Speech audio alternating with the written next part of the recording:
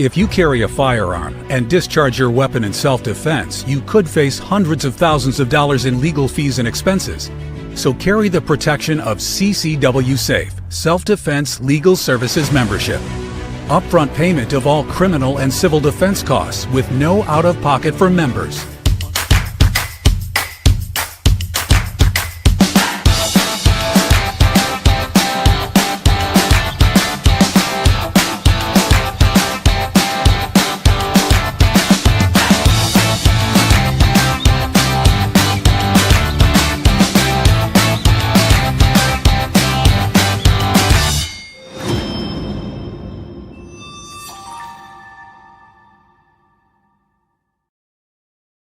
Are back. I'm Chris Evans, the CEO of Survival Dispatch, joined tonight by my good friend Randy Nance, combat wounded Green Beret back home in Texas. Below us, our good friend Jeff, MD, 23-year CIA case officer, very proud of his Arizona team.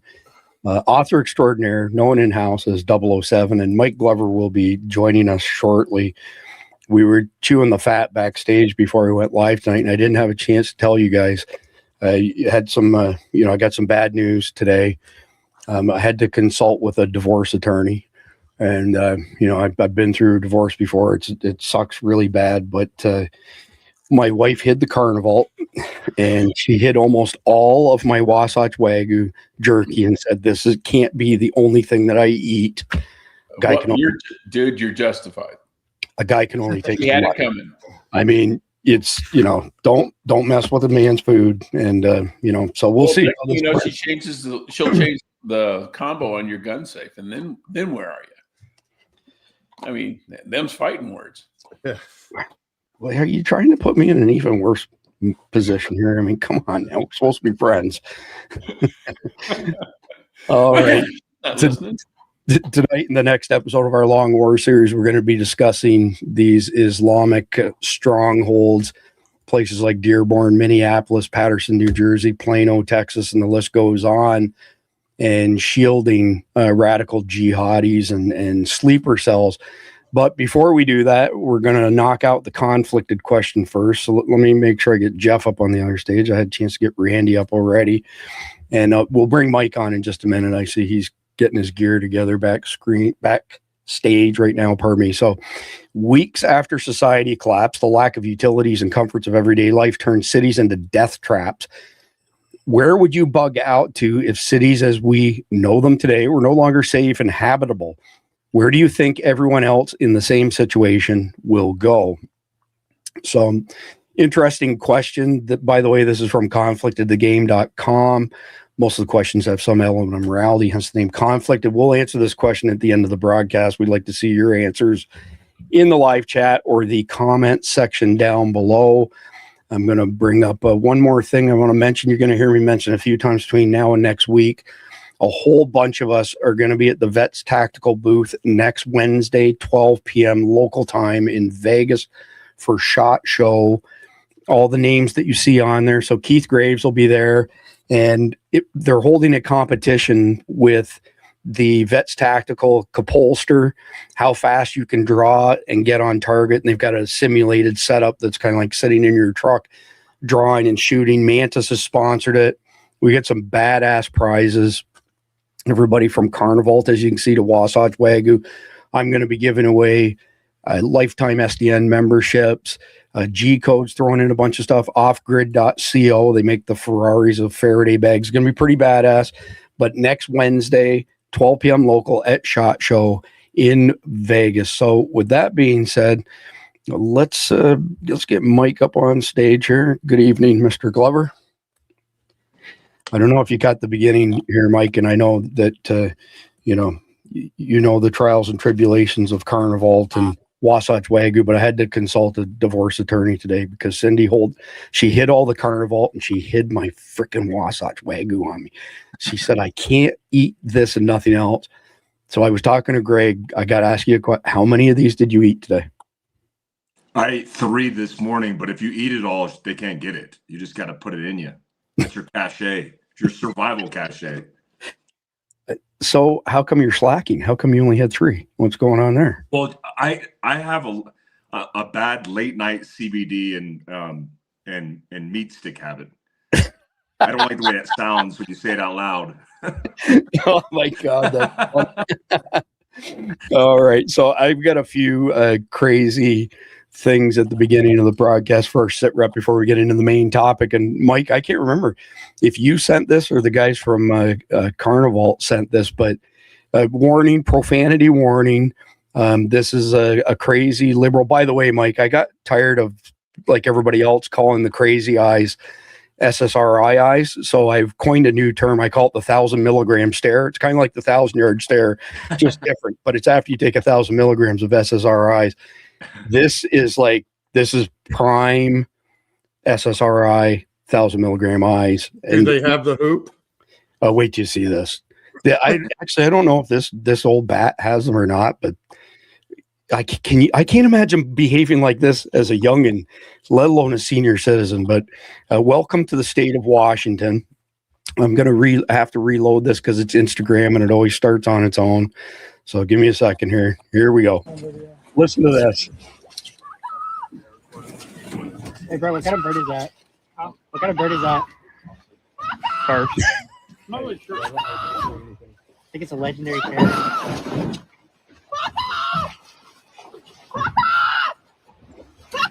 Get the hell out of here! You're not welcome! Go away! Fuck off!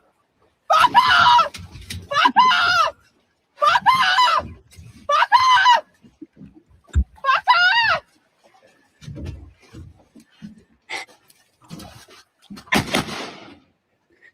She's trying to scare away the decoys, by the way. Those are decoys, not ducks. Fucking retard.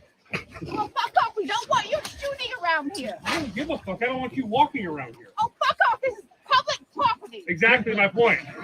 Thanks for proving our point. Don't shoot anything alive, you fuck off! These are already dead. These are already dead. I don't care! They're already dead.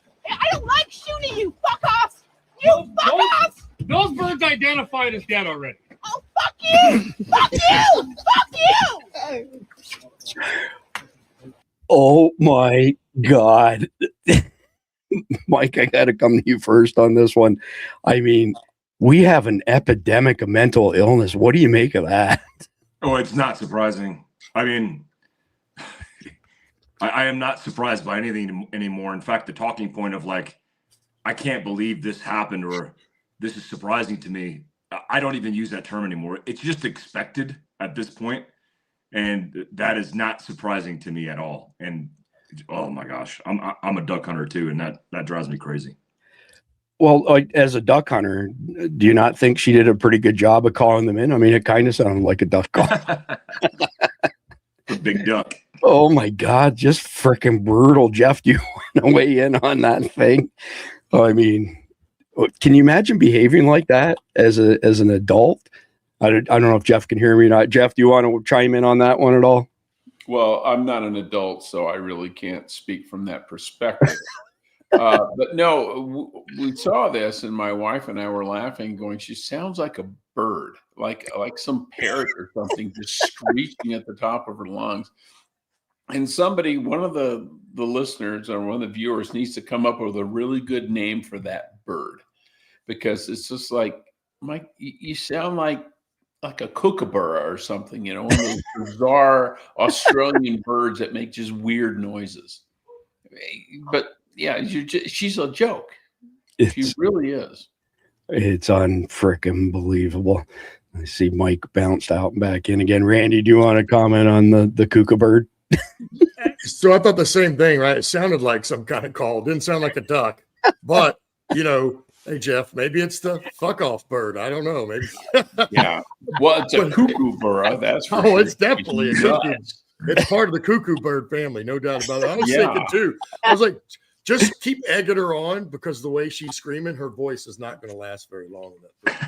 Golly, just out of control. So, all right, moving on to the next piece of insanity here. This one, it swings the other way here as far as seriousness is concerned. This deranged lunatic is asking people to help go against ICE. People with pew-pews would be nice. People with long pew-pews would be nice. I don't have to hold them or shoot them. TikTok name is in the comments, 57 seconds. Back that up just a tad. Here we go. We got to rise up against ICE. They're snatching people out of their cars. Their families ain't ever hearing from them again. We need to rise up now. I need help. People with pew-pews would be nice. People with long pew-pews would be nice. I don't have to hold them. I don't have to shoot them. So it don't fucking matter. We have to rise up against ICE now. Snatching people. Just a mail. Native American reservation. That you're not supposed, federal government is not supposed to go on and no fucking police. But oh no, they're there snatching Native Americans up. Fuck Donald Trump. Fuck it. All right, so I got to just back this up a little bit. And let me see here. Right there. Okay. So first poll of the night. If you think this is the best male example of 1,000 milligram stare, put a 1 in the live chat as far as what we've seen so far. But Mike, I got to ask you a question here. You've been censored, you've been suppressed, you've been deplatformed just like I have. 3 times in the past 12 months, I have said that certain individuals who clearly have committed treason should be charged, tried, convicted, face the maximum penalty, and been thrown off of X because I was fomenting violence. And obviously that's since Elon Musk took over. How come this stuff gets to stay up forever and a day, but real Americans, TM Randy Gantz, like you and me and the rest of us, get thrown off of platforms?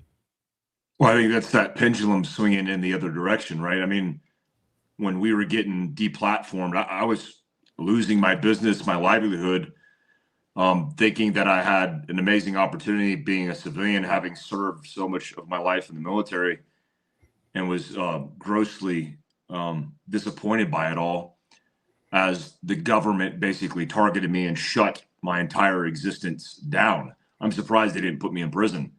When that pendulum swung against us, and then now in our favor, it's going to come back around again. And I think when you look at conservative politicians infringing on, obviously a mental health issue for this guy, but infringing on liberties and freedom of speech is important. We don't want to do that, and we protect that right. And when that happens, you get away with things like that, and you don't get deplatformed, you don't get put in jail, you don't get put in prison.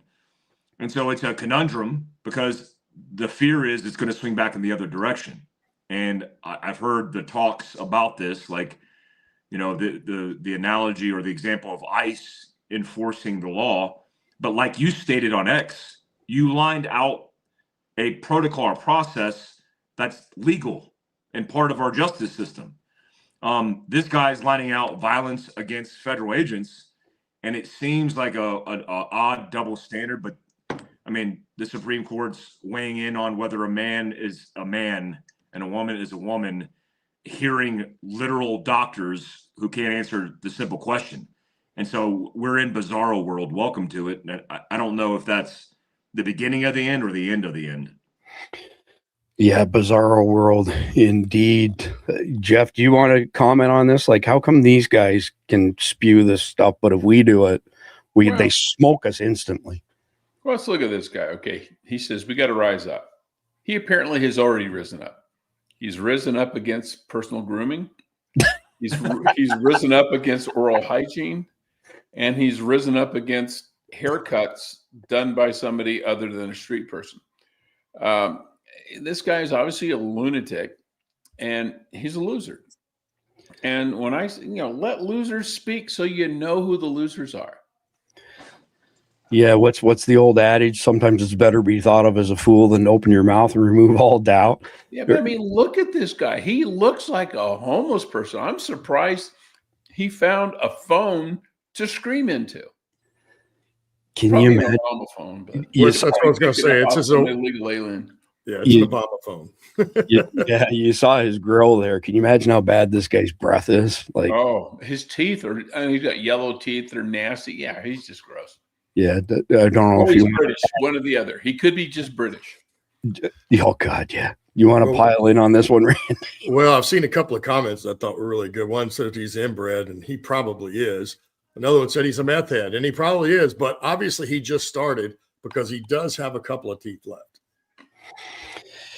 Yeah, boy, howdy. So, by the way, I saw a couple of people leave us a tip earlier on. It's scrolled way off my screen now. Thank you very much. I didn't want you to think that I forgot about it. I don't know if you guys caught this or not, and I did not have a chance to dive deeper into it, but it looks like there was an explosion at Utrecht, Netherlands, and there were some people suggesting that it may have been a terrorist attack. I don't know if that's the case or not. If any of you guys have seen it, let me know.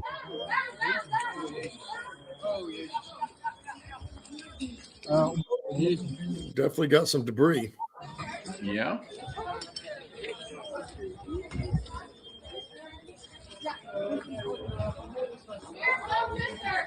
It seems like it was real big. Part of those buildings would be down. Yeah. They looked down that alleyway at the beginning. It looks like that may have been actually where it was. Mike, did you happen to catch this at all today in your interweb travels? No, I haven't come across that one yet. Where's that at? Somewhere in Netherlands. Utrecht, Netherlands. If anybody in the audience knows more about it, please let us know in the live chat. So next one up. So I got a feeling that if you're the kind of person who put a rangefinder on your neighbor, this would probably be the type of project you would engage in. Wink, wink, Mike Glover. If you had a 3D printer, check this out. Fire up the 3D printer, boys. We got work to do. 1 minute, 27 seconds.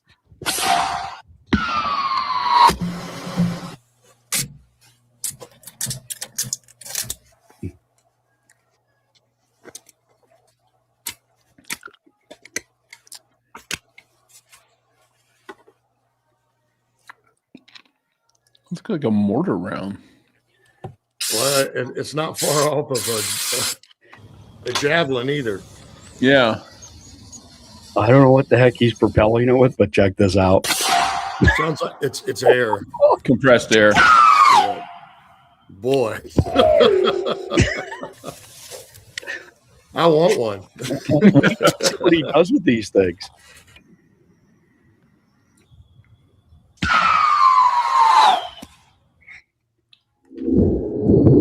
Better than chunking a pumpkin.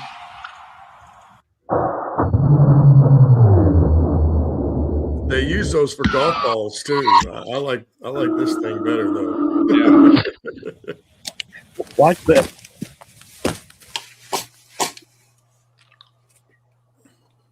He takes a sledgehammer to it. You name it. Nothing happens to it.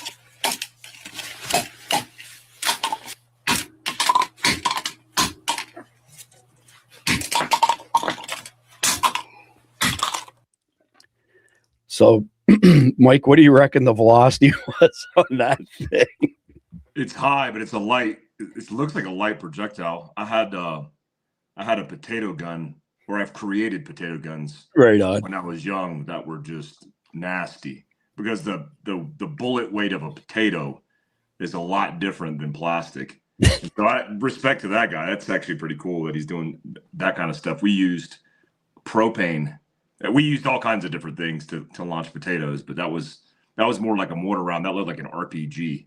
Well, tell me, like, even if it didn't do a massive amount of destruction, tell me that sound that thing makes wouldn't put a wiggle in your walk. Like, yeah, that would hurt you getting hit with it. I think the bullet weight would be the consideration. It has enough bullet weight to fly or to move, but that thing, I mean, that would probably hit in the right spot. That might do some damage. I don't know if it would kill you, but it looks like it'd do some damage. For sure. Jeff, what do you think of that unit? It definitely has some velocity to it. And you got to remember, energy equals mass times velocity squared. So velocity is more important than mass. Yeah, boy, howdy. Randy, what do you think of that unit? Well, like I said, I'd want one. Yeah, definitely. I bet it would kill you. You wouldn't want to get hit by this thing. It making that kind of noise. It is moving.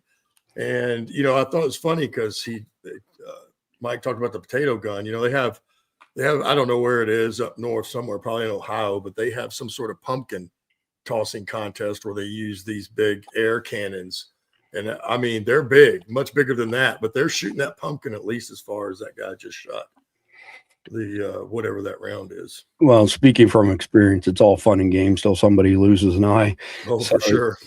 Or a head.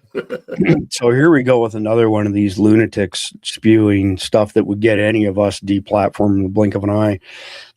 If you're an ICE agent, this might be a good time to kiss your spouse and kiss a goodbye because you might not be coming home tomorrow gladly, and your family will be better off for it. 13 seconds. Hey, if you're an ICE agent, this might be a good time to kiss your spouse and kids goodbye because you know what?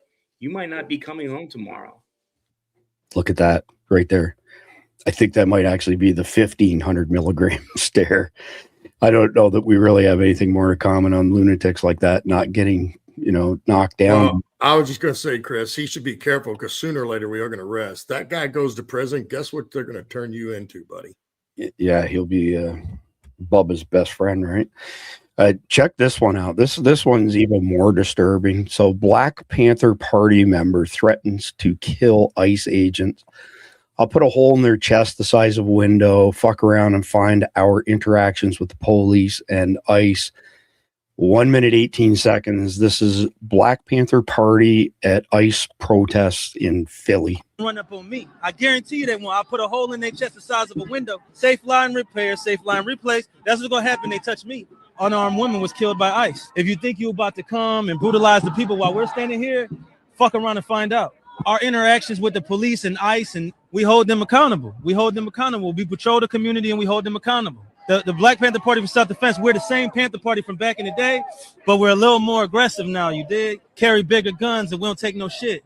Places where there are a lot of immigrants at, I think that the community around them needs to take special care to them and needs to start escorting them to and from everywhere to make sure that they're safe. Because them ICE agents ain't going to act like that if it's a bunch of people standing outside with assault rifles and shotguns. It's a semi-automatic shotgun. That means them shotgun shells that shoot out of a pump, they shoot some. So I'm just going to be the first person to point this out, but I'm sure the three of you will as well. That's a $400 piece of shit Turkish shotgun. Most shotguns in that class are made in Turkey with a garbage Sega mag in them that jam constantly. Mike, do you want to speak to that? I mean, you were a Bravo. You were an expert in weapons. Why did Genesis Arms, for example, develop their own magazine for their brutally amazing shotguns versus this kind of junk? Yeah, we tested a lot of those in combat. I don't know if it was authorized. We had them. We had a whole bunch of different shotguns, and what we discovered is they were super unreliable, especially being used on target, and we just stuck with them for breaching. I used an Remington MCS breaching shotgun on my waist most of my career, and breached hundreds of doors, hundreds of gates with Hatton rounds, not lethal rounds. I mean, Hatton could be lethal. It actually is lethal, but more to dissipate the energy across a locking mechanism. These guys that just talk, I'd like to know where that's at, because obviously wherever it's at, they can open carry and they're exercising their constitutional rights, which are often protected by the men and women who are enforcing those same laws. And I wish the Black Panthers would be on the right side of history here, because it could bring some validity to their cause by saying, hey, look, we stand for law and order. We don't want members of Trinidad while we're on the streets, and we need to focus on inner city Black crime because that's the epidemic we're facing. I wish they would do that, but they're not going to, obviously, because they're radicals and they want to talk about extremist talking points versus things that actually really do matter. That's why Black lives only matter in certain conditions. And so I'm disappointed by it, but again, I'm not surprised. And the only thing I thought while he was saying that is if they actually went against a organization, special response, a trained organization in federal law enforcement that I've trained before, they wouldn't last very long. It would be a pretty unfair fight.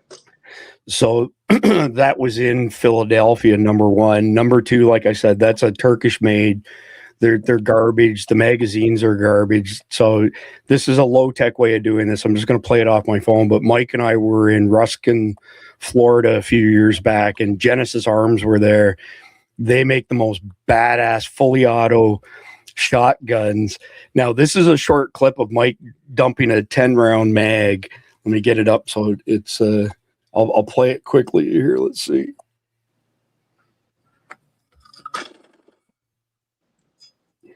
That was 10 rounds out of a fully auto shotgun. Put yourself on full screen, Chris.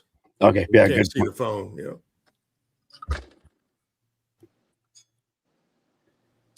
This gets actually funny. I'll let it roll one more time.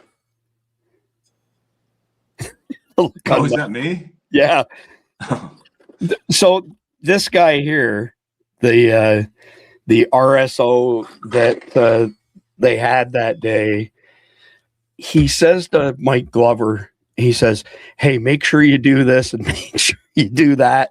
Cindy's got the video. I didn't catch it in time on my phone. Mike turns around, looks at him, and goes, "Yeah, I think I got this." He was a nice guy. He was a nice kid. Yeah, but he was giving Mike instructions on the range, and it was kind of comical. But that's he telling me how to hold it too. He was like, "So you hold it this way," and I was like, "Oh, okay." He was a sweet kid. Well, clearly he didn't know who you were. That's yeah, but yeah. That reminds me of the last episode of Surviving Mans when Jeff Teagues is out there and you have the RSOs trying to tell him how to hold a gun. And it's like he was a Delta commander. I think he knows how to hold a gun. Just so you're good. Yeah, idiot in this show. I mean, all this does is basically say, "Shoot me first." Yeah, I'm telling you though, those Genesis shotguns, there's nothing like them out there, and they started to build a platform around Sega Megs because it's what everybody has, and they said there's no way we can't do this. Mike, did you get to shoot the one that had the 5-inch barrel that they called the zipper when you were there by chance? I think I did. If not, I saw it, and I was impressed by their whole. I wanted one of those because I didn't want to pay all the money for it. I was like, I'd never take like firearms deals, but there I was like pushing for one. Didn't get one, but. Oh, I can reach out to Cody and we can take another run at him if you want. But they called this thing the zipper. Randy, you'll really appreciate this too, being a Green Beret. So it was a fully automatic shotgun with a 5-inch barrel and a suppressor on the end, which only brought the dB down to about 140 decibels, still plenty to blow out your eardrums. And the reason they called it the zipper is because when they train SWAT teams and they walk up to a man door, they point it at the top of the door and they go down the middle and they unzip the door and walk through the middle. So pretty interesting way of breaching. Well, going back to this guy, what I thought was clearly, this guy's used to, if he is part of, in fact, the Black Panthers, he's used to being a bully, right? He's bullied people around. So have they. This guy hasn't ever probably been in a real fight in his life. And I was kind of going the same lines that Mike was talking earlier. Then, you bring up the shotgun. What he doesn't realize is anybody, the people that he's talking about, and certainly anybody that's trained more than them or any military folk, know that's a piece of crap. And here he is holding it, threatening people. So it's, it's an oxymoron. He's even doing that. But the reality is he also talks like I said, like he's never been in a real fight, like a real gunfight. And as Mike mentioned, the ICE agents or any federal agents that are trained, once that gunfight started, it would be over very quickly. And it certainly wouldn't be those guys. This guy probably would die trying to get his gun unjammed. Yeah, good point. Good point. So I want to be respectful of everybody's time here on the panel. So I'm going to play one more, and then I'm going to turn it over to Mike for something a little bit different tonight. And he's going to give you his take on what 9/11 2.0 is going to look like. And then we'll do the main topic. But here's the deal.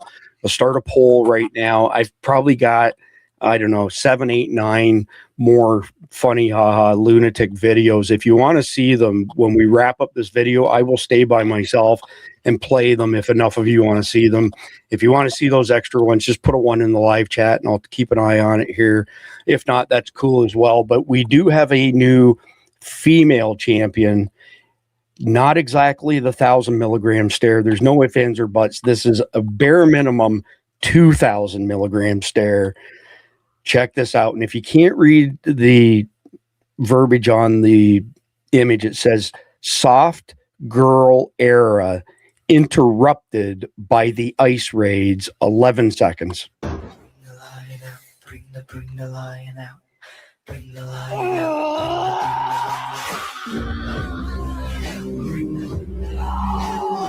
Bring the lion out. Bring the lion out. Bring the lion out.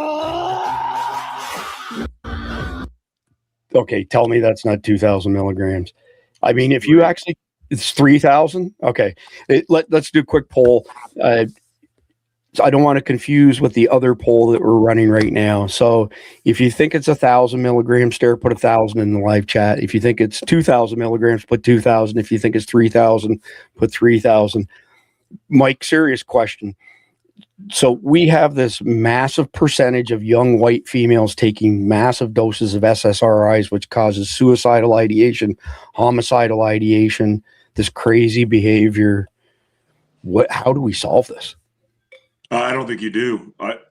I know that world pretty well because it's I've known people who are on SSRIs, and it seems like a self-licking ice cream cone to me. I think you take that and Ozempic, and you have a recipe for disaster. We already have mental health issues across the board, many of which are related to this immersion of technology. It's making us more depressed, more mentally ill. And then you add on top of that the increase of SSRIs across the board. We've never had more people on SSRIs anytime in human history than today, than right now. And what are the consequences of that? I don't know. If you're suicidal and you take a drug that's symptom is potentially suicidal ideation, that might be an indication that it's moving in the wrong direction. It's why I've moved to health and wellness protocols, staying off social media as much as I can, and spending time invested with my family. So that train's headed in a direction. I'm not on it. It dropped me off a long time ago. Very, very well said, Mike. Jeff, can we solve this? I mean, we talk about it almost every night now. Yeah, blow up the SSRI factories, maybe. I don't know. But if you look at this, she's got the mental illness identity ring bracelet in her nose. Right. She's got a facial tattoo, and nothing against tattoos, but when people tattoo their face, you probably got a problem. Yeah, and I'm a big fan of never doing anything to your body you can't undo. But then she does the whole, she's obviously mentally unstable. But that's liberals across the board. They are all freaking nuts. And they are the most miserable, unhappy people on the planet. True story. True story. Mike, I don't know if you've been on when I mentioned this before, but there was a study done last year, and they had tens of thousands of people respond to it, and 62% of white women between the ages of 20 and 50 said that they were taking SSRIs, which means it was probably more like 82%. This is an epidemic. This isn't like some small little blip on the radar with a subset of society. This is a big deal. Randy, I'll give you a final word on this one before we jump into the main topic. Well, I mean, just as everybody said, this woman's deranged. She's unhinged. And, who ever makes sense that sounds like that? No one. I don't care who you are. And, again, it's just these liberals that just want to sit there and scream and yell. I'm with you, though. None of them are, as Jeff said, none of them are happy. So why would we take any advice from you? Y'all need to just shut up and go sit down. Maybe that would help and stop taking those pills. That'd be great if it works. So let me get us on the other stage here and get Jeff and Mike up here as well. So every time we do this, when we change studios, the first time at least, it smokes Mike's phone. He'll be right back in a second.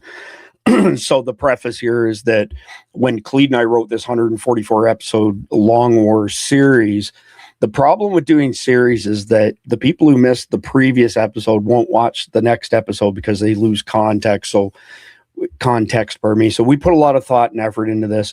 Every single video in this series is based on a post 9/11 2.0 scenario. And as long as you know what 9/11 2.0 is, you can watch any of these videos in order, out of order. You can watch a handful. You can watch all of them. You guys have heard me every night for many months give you my take on 9/11 2.0. But Mike, being, a very high level operator, he's got perspective that I don't have, because this is his kind of world, fighting these guys. So I asked him earlier if he would give you all his take on 9/11 2.0, and here we go. Yeah, I want to briefly cover just some of the things that we've talked about as considerations for this second 9/11. There's a complexity of strategy that would, through detailed planning, potentially execute a very comprehensive, multifaceted attack. We're talking infrastructure, cyber attack, in conjunction with physical attacks. That's always a possibility. We covered a lot of those, to include nationwide infrastructure failures. If you're targeting power, water, fuel, communications across multiple states, you're not only inducing fear and impending doom in Americans, but you're causing economic paralysis and potentially a collapse. A lot of that will incite civil disruption that already is easily incited, to a cyber attack with physical consequences. I mean, we just had Verizon yesterday go out for a period of time, and there is no justification to why. Verizon did say they were going to let their customers know. I have a Verizon phone and a T-Mobile phone that's tethered to Starlink as a contingency. So I lost mobile service on one, but imagine losing mobile service on all of them.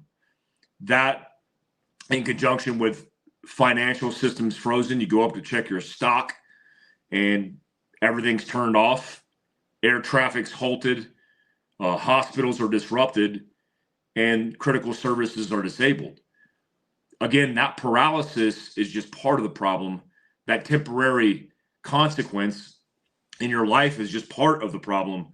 It's the paranoia, the fear, the reactions from the government, from local leaders, from civilians, that might go completely up and to the right, like way off target, because they're scared, they're anxious.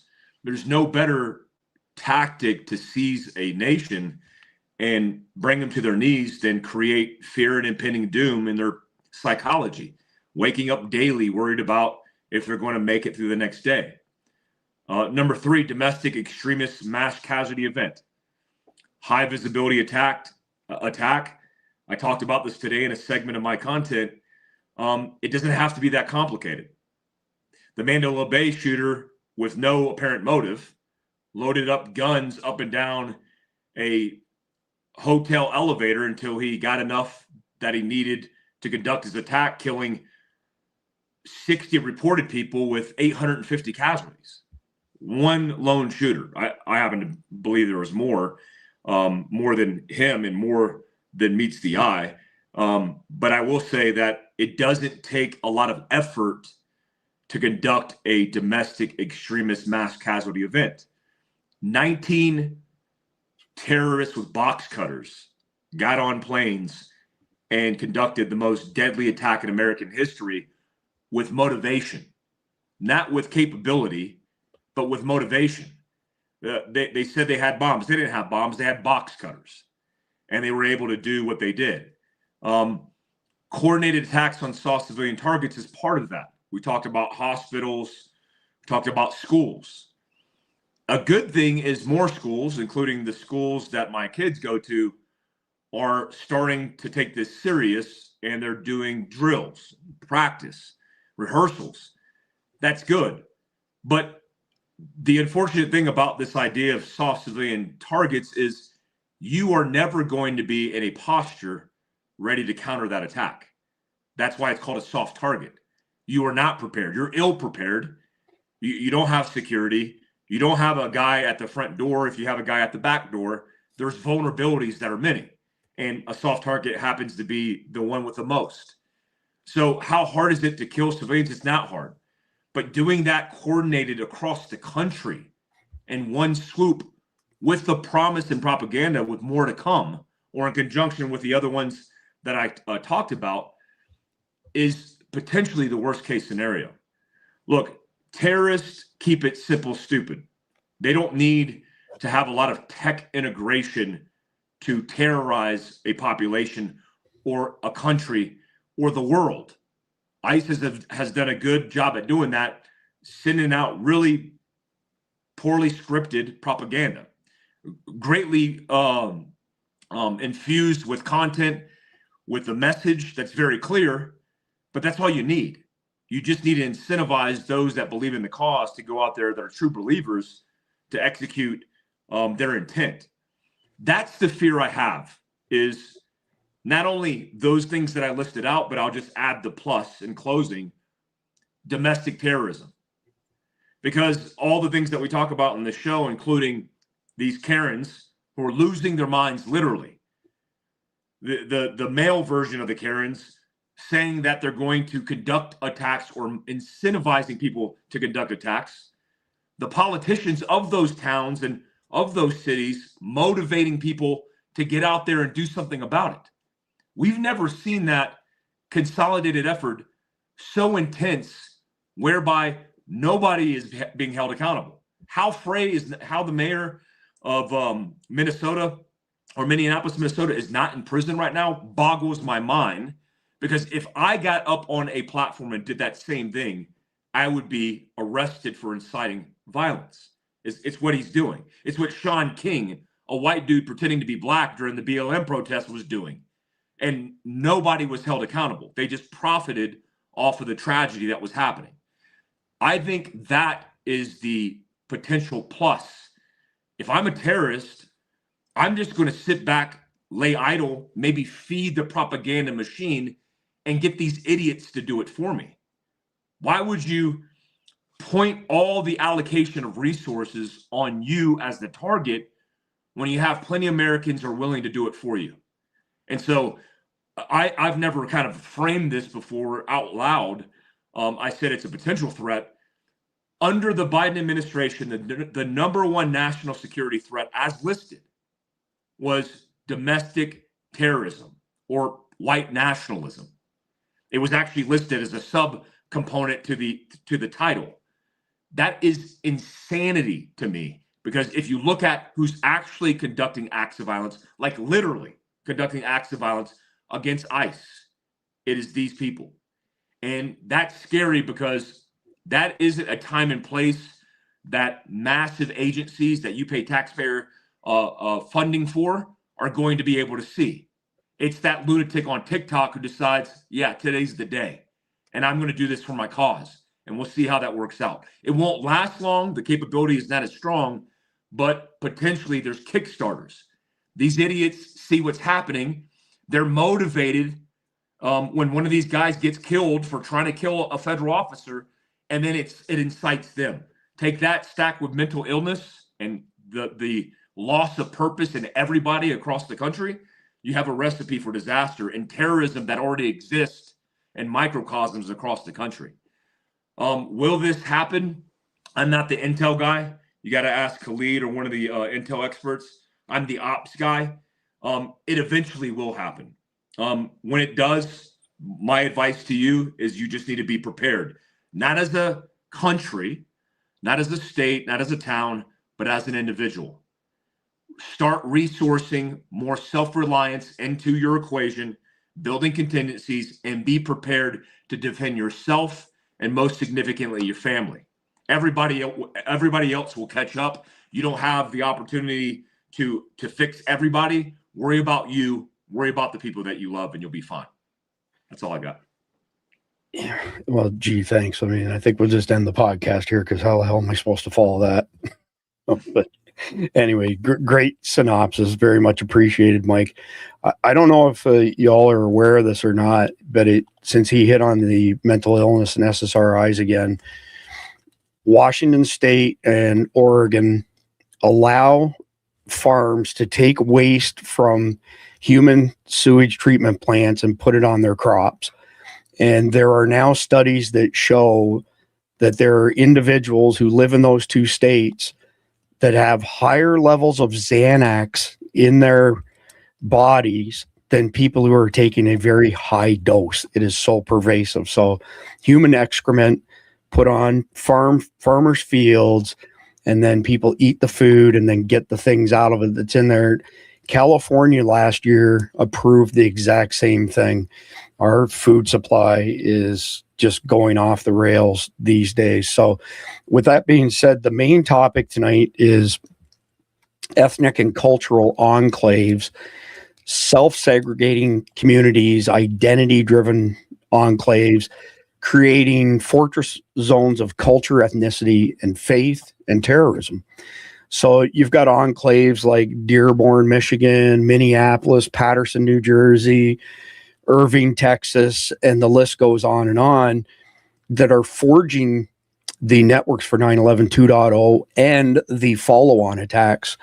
And Mike's right. There's a lot of intel showing that they will use Antifa and other people like them as useful idiots, and then they will dedicate their own resources. And it's going to go on for a long, long time. Anybody who doubts this, all you have to do is say to them, okay, well, Joe Kent, who is, by the way, a Green Beret and is friends with Mike, went in front of Congress last month and said, well, here's 2,000 Al-Qaeda trained soldiers that the Biden admin brought in when they botched the withdrawal from Afghanistan. Here's another 16,000 that they had custody of from other countries that were ISIS and Al-Qaeda, and let them go.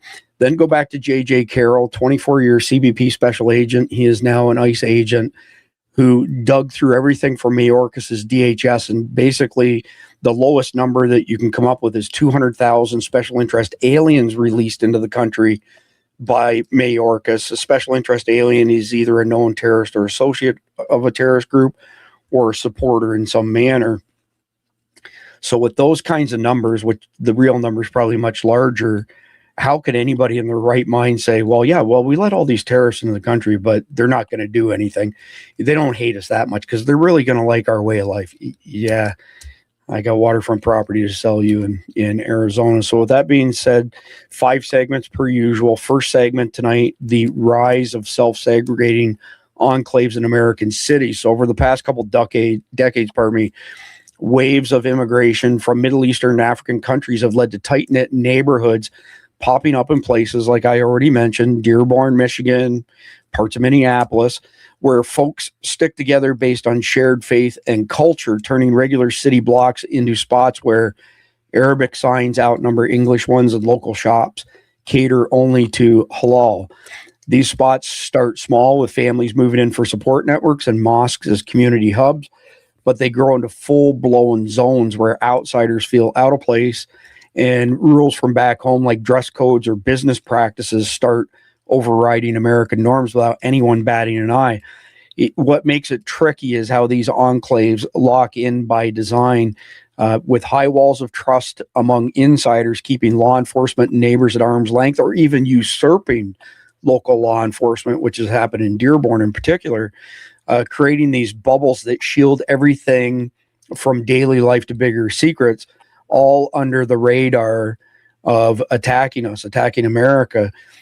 And I've told it a couple times, but I'll briefly do it again. I was in Dearborn, and I was to be at the Ford campus for work.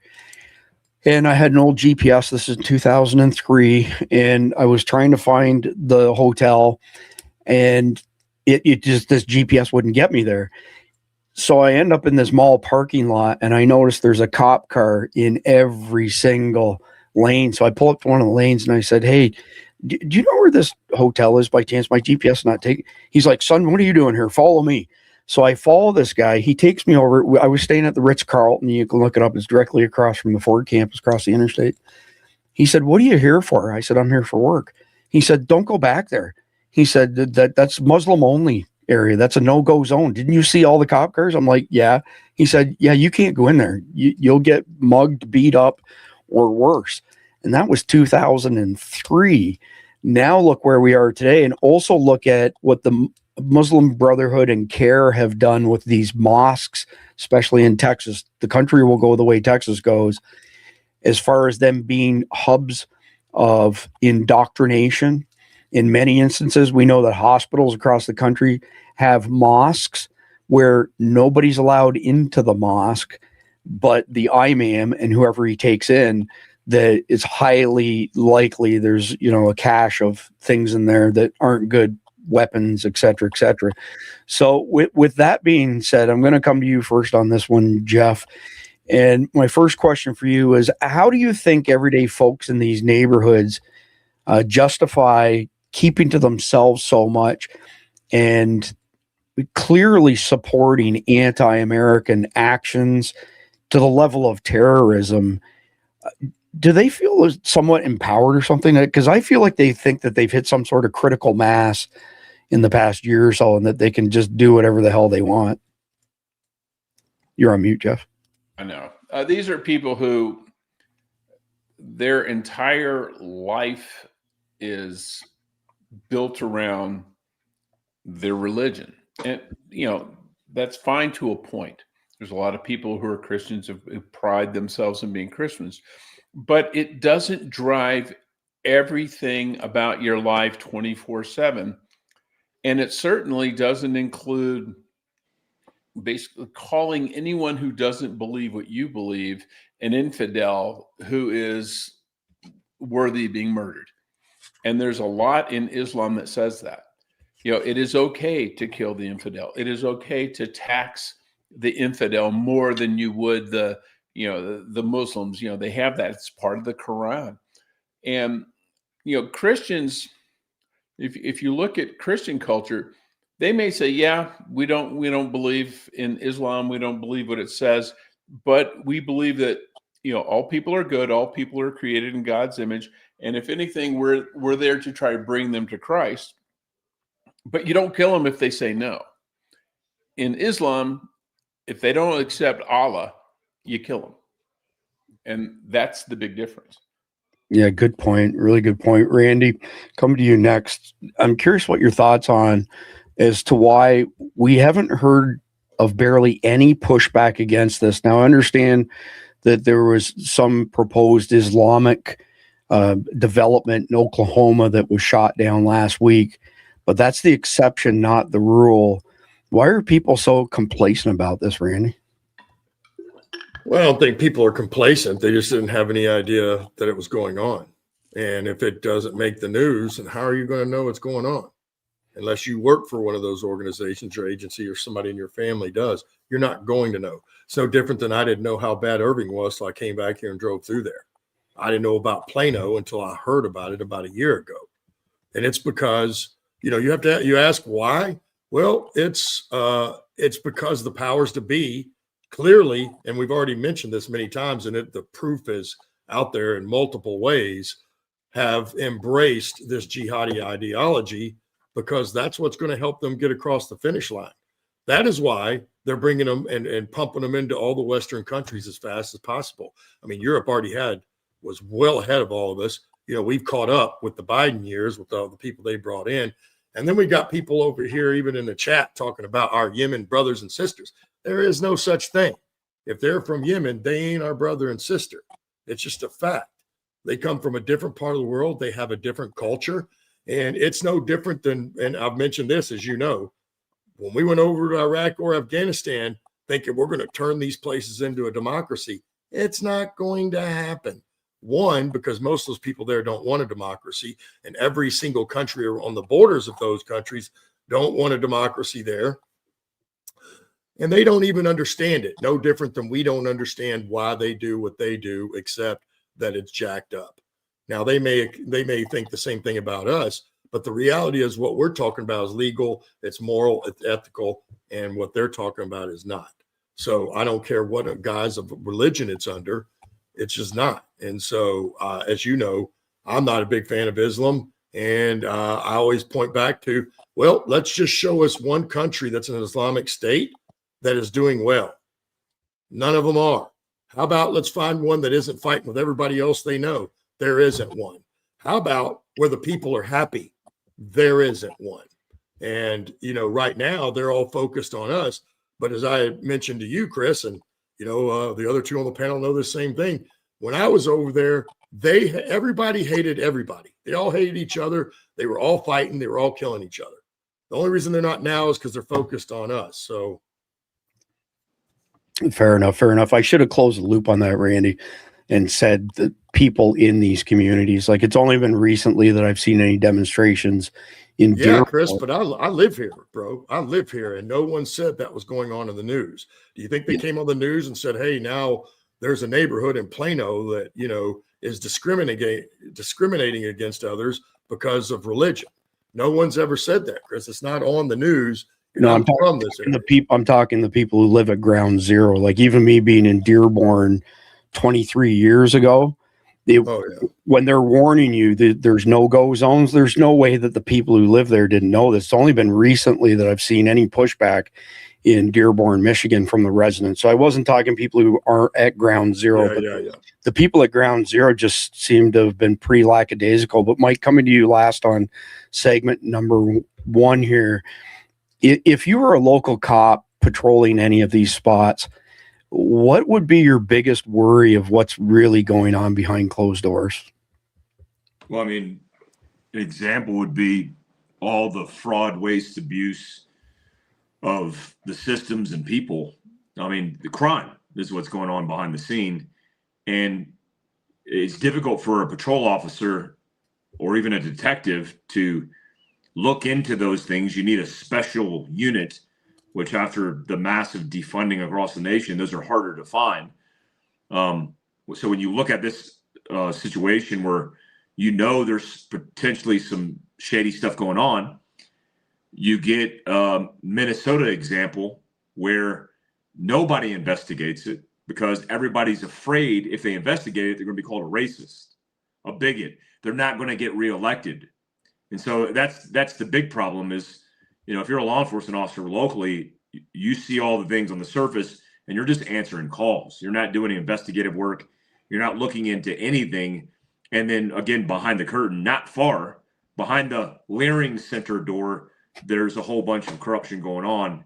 And you would never know unless, again, you potentially brought in the feds or an organization that's willing to do the work that the local governments aren't willing to do, even the local chief of police likely, because they don't want to be called a racist. Yeah, true story. I appreciate that answer, Mike. And that's the end of segment 1. We're going to go into segment 2, but I want to say thank you to Manly. He's one of our greatest supporters. Manly, you don't have to send us any money, but your tips and your assistance is very, very much appreciated. Thank you very much. So segment number 2, I titled Enclaves is Hiding Spots for Sleeper Cell Planning. Inside these cutoff neighborhoods, the daily grind of prayers and family gatherings doubles as perfect cover for hushed talks about bigger plans, where a quick chat over tea can turn into mapping out supply runs or safe houses without raising eyebrows from the outside world. The tight bonds mean word spreads fast but stays bottled up, letting small groups test ideas, share tips from overseas contacts, and even stash gear in basements or back rooms or mosques, all while blending into the routine of community events that look harmless to anyone peeking in. This setup turns what seems to be a peaceful corner of town into a nerve center where the lack of mixing with the rest of the city lets threats simmer low and slow, building steam for strikes that hit hard because no one saw the pieces coming together right under their nose. So, Jeff, coming to you first, I have a question for you as far as mosques are concerned. What do you make of the reports about mosques doubling as spots for more than just worship, as in being everything from indoctrination centers to potentially weapons caches and everything in between? Well, that's been a standard practice forever. And here in the United States, they have we got the First Amendment freedom of religion. And so police aren't going to just go into a mosque and raid it unless they have probable cause, which means they got to have somebody who says, yeah, I saw them stockpiling machine guns in the basement. And you get if you have a radical mosque, they're going to cater to radical people, and they're going to understand that they can use that mosque as a safe haven, as a meeting place. And there's a very high bar for law enforcement to go in, and if they were going to, put in, listening devices or, cameras or anything like that. And they know that. It's just like attorney, when you have attorney-client privilege, they can't record that when you're in the jail. If you've been arrested and you're meeting your attorney, they're not supposed to record that. So you can say whatever you want, and they know that. It's kind of the same thing with a mosque. Now, there are good mosques. There are, innocent mosques, nice people, great. But if you're a nefarious actor and you're an Islamic extremist, mosque is the perfect place to do your work. Yeah, well said. So, Randy, the next question for you is kind of a gimme, but what do you reckon the effect is on youngins who are born and raised in these enclaves and subject to the, jihadi indoctrination from birth, essentially? Well, I got a couple examples for you, Chris. Here's one. We can take our own country for the time all of us grew up, right? When we grew up and went to school, they actually taught you and made you smarter, and you got more intelligent every year. And that's what the goal was. Not only that, they taught you how to be a patriot. They taught you world history, but they also taught you U.S. history, and then whatever state you were in, that history. And so we grew up being patriotic and loving this country and loving the flag and the very fabric of this nation. So look at all that we've gotten done since then. Why? Because we were motivated and we believed in our country. Now I'll take another example. Again, now look at today and what they're teaching kids, and we've completely gone off the rails. And that's where it all starts, is teaching kids from an early age. And my final point on that, which really drives this home, and it proves it's a fact. We just look at how Japan raised their folks, certainly before World War II, right? They were more than willing to fly a perfectly good airplane without being shot down and crash it into a ship. There were people that didn't get men that didn't get picked for that killed themselves because they didn't get picked to fly the plane in, right? They were totally devoted. Why? Because that's what they were taught from the time they could understand or even walk. This is how it's done. This is how you believe. And so when you grow up and you have those, it's just the same old adage, right? You should teach your kids the morals and ethics and all that stuff by the time they're 8 years old, because they've already formed about 85% of them. And that is why it is that important. And if you allow people like this to have these enclaves and then raise their children up to hate this country and to think that they're on a mission from God to destroy this country, how do you think that's going to work out for all of us? Yeah, very well said. The only thing I'd add to it is there's a ton of studies out there, Randy, that show that your personality is pretty much set by the age of 8 or 9, and you nailed the age perfectly there. So, Mike, since you're an ops guy, field guy, you got a sharp eye, I'm curious how you would spot the difference between normal, activity in a community versus red flags indicating that trouble is brewing, like something's fixing to happen. It's almost impossible. I mean, it's nearly impossible, especially if you're not from the area or you don't understand some behavioral dynamics or indications. Like the mosque example you used, it's a place of worship.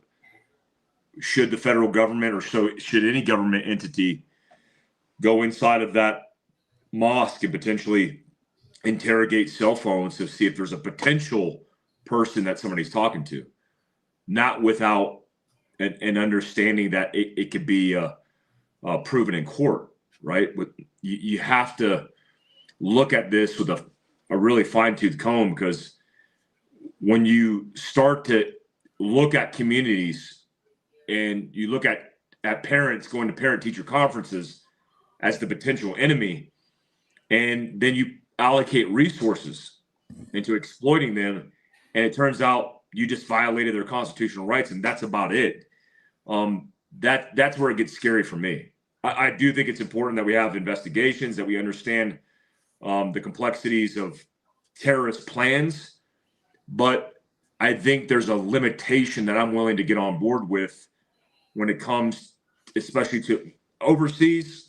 The whole mosque thing, we've been doing that since the beginning of special operations. That's a thing that we do because that's where the terrorists are often recruited, right? You bring that to America with American citizens, that's a problem. That's a problem, at least for me. And so it's very difficult to navigate that. That's why me being an ops guy thinking on the op side, a lot of this is going to come to the surface, and there's a window of time, a window of opportunity between the execution phase kicking off and mission accomplished, where you can get in there and potentially identify what they're doing. Outside of that, it's very difficult to do. So follow-up question for you, Mike. I just want to get your opinion on this. What is there a reasonable expectation of privacy when comms are sent unencrypted, OTA over the air, regardless of what technology's in use, or would monitoring that, in your opinion, be a violation of constitutional rights? Jeff and Randy, I want to hear your thoughts on that as well, but Mike, take a swing at that. Well, via the Patriot Act and via many elements of how communication and information flows over the internet, it's free game. In many instances, it's free game. It would be like you standing, in a public space being recorded because somebody's doing a video of their kid behind you, and you don't like that you're being recorded because you're in the backdrop, or they just pointing a cell phone at your face. You give away, especially in those details, go through to the bottom and check that block. You give away a lot of right to those to your privacy, and for sure now we know many cases have told us this recently. Now we know there's complete collusion between the government and all of these applications and platforms that you are on every single day that could exploit you to see what you're up to. Yeah, a good answer. Just want to quickly address this. Good point from Guy here. No expectation of privacy, no encoding allowed in ham radio. There is one exception to that. If you spend the money to buy business class licenses, business class radios, Motorola's, Kenwoods, etc., they're encrypted, and you can also get channel hopping on them. Our Motorola's that I have are not only encrypted, but we can channel hop 3 channels per second, whereas the radios Mike and Randy use, the Harris radios, they channel hop up to 100 channels every second, which is insane. But Jeff, I want to hear your thoughts on expectations of privacy and constitutional rights. Well, expectation of privacy. I mean, this is a big deal in the agency and any other intel or law enforcement when you're dealing with U.S. citizens. You cannot. That's why you can't bug somebody's phone without a court order, because they have an expectation of privacy that if I pick up my phone and I call you, that no one else is on the phone except you and me. When you put something out over the airways, like say on a walkie-talkie or a unencrypted radio, anybody with a walkie-talkie or has a radio that can receive that frequency can listen to you. There is no expectation of privacy there. That's like when people, you'll see somebody filming on the streets and people say, oh, you can't film me, because I haven't given you permission. Well, guess what? You're out on the street. You have no expectation of privacy. You're in public. So yeah, they can film you. You don't like it, go home. But where you get into it is if you have encryption and they're breaking the encryption. Well, if you buy an encrypted device and are using it properly, that's because you have an expectation of privacy. When the government gets a back door into an encryption system, they need a court order for that, because those people using that, just like Signal, they have an expectation of privacy. And the government, cannot just violate that, because that's kind of a freedom of speech issue. You have a freedom of speech to broadcast it to the public. You also have the freedom of speech to have a private conversation. Yeah, thanks, Jeff. Before I go to you, Randy, just want to answer this quickly. CLM652 asks, can someone ask Mike how hard it would be to take down Starlink versus internet, cell, ham, etc.? So that's in my wheelhouse. I come from high tech. I'm a comms guy. Everything has a frequency. Like everything has a frequency. So taking down Starlink, you could use frequency jammers, which require a fair bit of power. It's not like you could go stick something up on an electric pole with a solar panel and jam frequencies. It's just not enough power, but it's very localized. So the military has equipment that can block frequencies of whatever they want to block, essentially, for larger areas. But even like knocking out an entire city is not an easy thing to do. And knocking out an entire country, although you see things like, Iran is blocking Starlink. No, they're blocking Starlink in certain areas by jamming the frequencies. But if you wanted to take out everything, you would have to take down what are called the NOCs, the network operation centers, for Starlink to make it bigger than that. So hope that answers your question. Randy, your thoughts on expectations of privacy, non-encrypted communications, et cetera, et cetera. Well, the other two guys aren't commo guys, but they covered it fairly well, and so have you, and you know quite a bit about commo. So the reality is, when you use a radio and you hit that mic and you send it out into the public, it's just like your trash. When you put it out on the curb, it's no longer yours, and it can be picked up. It's the same concept, and it's why public radio is called public radio. So when they send out that signal, anybody that has a radio that can pick it up can pick it up. And as you mentioned, if you buy a business license, but the reality is all you're really doing is buying that encryption, right? Because if you're going to use a radio of any kind of radio, period, and you don't want people or anyone to be able to use that, pick up that frequency, if they have a device that does, to hear what you're saying, you have to have encryption. That's what encryption means. That's what it's for. Otherwise, it's all public information. It's just the way it is. Once you hit that signal and let it out, it's public in the public space. And again, you have to encrypt it if you don't want others to know what you're saying, or you're trying to have a private conversation. And I'm not sure how cell phones, we'd have to look up the legal matters, and maybe one of y'all know. But, back in the day when you had a reasonable amount of privacy was when you had a landline, you picked up your phone at home and it went through the telephone poles to that person. That was supposed to be a private call. I don't know if cell phones, I'm sure because they're somewhat encrypted, but as we know, they're not locked. I mean, if you have another cell phone or that type of device, you can pick it up. So again, it's like anything else. If you it's what I've told my kids all along, man, don't post anything on the internet, because the moment you hit submit, it's out there forever. True story. True story. So I grew up in BFE nowhere, and we had a party line. So everybody on that road, when the phone rang, we all shared the same phone line, right? So everybody's ring was a little bit different. And there was a farmer up the road from us, and his mother lived with them. And I don't know, she was at a young age, I thought she was probably 100 years old or something, but you could hear her breathing on the phone calls. And then you'd hear somebody say, "Mrs. Parsons, hang up the phone." Sort of thing. So that's kind of backwater stuff. The business class licenses, by the way, this is just one of the HTs. I've got a mobile sitting beside me, have some limitations, by the way. You get a 50-mile radius, and you get a unique set of channels that are kind of in between the normal frequencies, but it works really, really good for what's called the skip zone, which is where shortwave HF skips over because you're a little bit too close, but it's not cheap. The radios aren't cheap. The license isn't cheap, and it's the best option. So with that being said, we're going to go into segment number 3. Quick reminder, Saturday, the 40% off sale on Survival Dispatch Guardian memberships draws to an end. So it's only $479 or $47.99 a year, as well as the price increases are coming from Carnival in the next couple days. 49% year over year last year. They just got hit with another 15% increase on beef. If you go and buy a subscription to Carnival Beef, the code red, right now, you lock in your price for 12 months. It's a phenomenal deal. I highly recommend it. And Randy, Mike can tell you all about Carnival and what a great product it is. So segment number 3, I titled Recruitment and Training Right in the Neighborhood. Young men feeling lost or fired up by online rants find easy entry points at local centers, where a friendly invite to a study group slides into talks about fighting back against the West, pulling in fresh faces who start small with basic skills like handling tools or passing messages.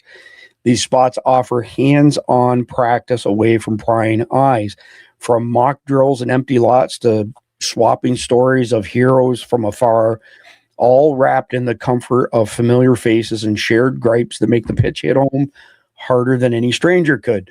Over time, this builds a pipeline of ready hands where loyalty runs deep because it's all homegrown in the enclave, turning potential threats into coordinated players who know the lay of the land and trust their crew to back them when the call comes.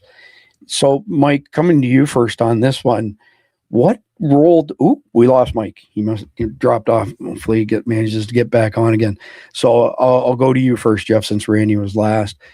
What role do you reckon social media plays in this stuff? Well, specifically, what stuff are you talking about? So, radicalization of youngins. Oh, yeah. So on that, it's a huge part. I mean, you'll find so many of these kids that the FBI ends up arresting. Some of them, the FBI set them up and they fall into it. But we saw it, especially non-Arab Muslims get radicalized online a lot. That's when you see these, the stupid white kids who get wrapped up in this. I'm thinking about, I can't remember the name of the kid who got wrapped up in Afghanistan. He was at the prison at Kala Jangi where Mike Spann was killed.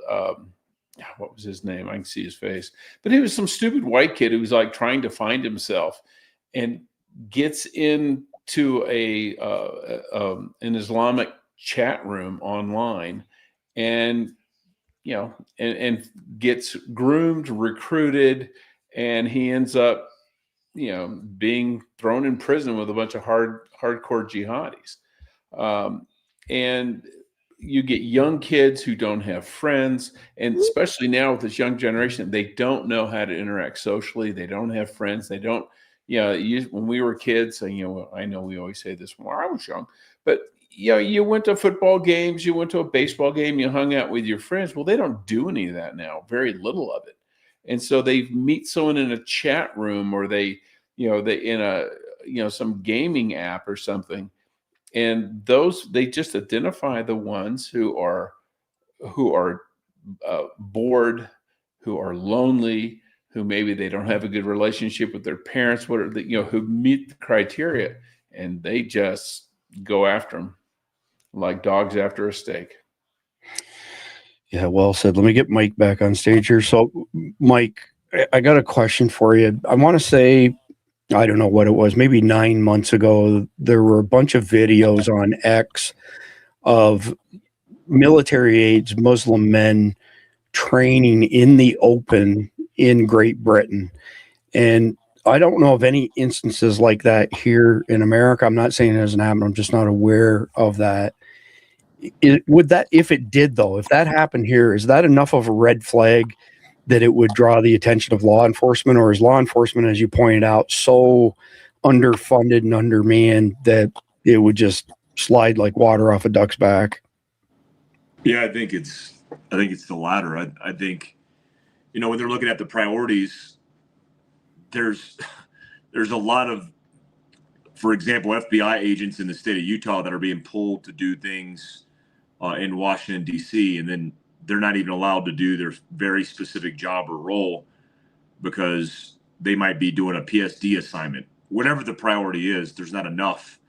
And so I think for sure, I mean, the internet is a trove of kickstarts for investigations. Prioritizing that would be a nightmare. And then obviously there's not enough resources to get that done.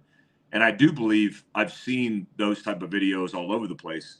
Again, if that was me doing that video, I'd have SWAT kicking in my door tonight. I mean, I really do imagine that maybe it's just a prioritization of, like, we know potentially these people are capable, they're crazy veterans, whatever the narrative is. But I couldn't even talk about canning food without getting banned from Facebook. If you don't mind me, what was the gist of that as far as canning food is concerned? What tripped them on? It was food preparation, and the whole thing that I talked about went viral, but I couldn't see it because I was banned. And it had to do with probably the kickstart of American Contingency, my group, and then all of a sudden it just got kicked to the side, and I wasn't able to log on Facebook for a year. Wow. Yeah, the anti-American censorship at its worst. Randy, I'm curious what you think. How big do you think family pressure plays in pushing youngins down the recruitment path inside of these enclaves? Well, since I'm not part of them, I'm just speculating, but they're going to, it's just like, why do they want Sharia and why do they want to start teaching their kind of stuff in the schools there that are public schools? It's because they want their kids thinking a certain way. So I will just go out on a limb and say, yeah, I can't speak to it personally, but that's what they're doing. If you don't think that they're not tuning their kids up from an early age to hate Americans and to hate America, and that they're going to be the generation to do something about it, you're sadly mistaken. Yeah, I would agree. I just thought maybe some of your interactions in the Middle East might have given you a bit of insight into their culture and whatnot. Well, it's not just them, Chris. It's anybody if it's your side, right?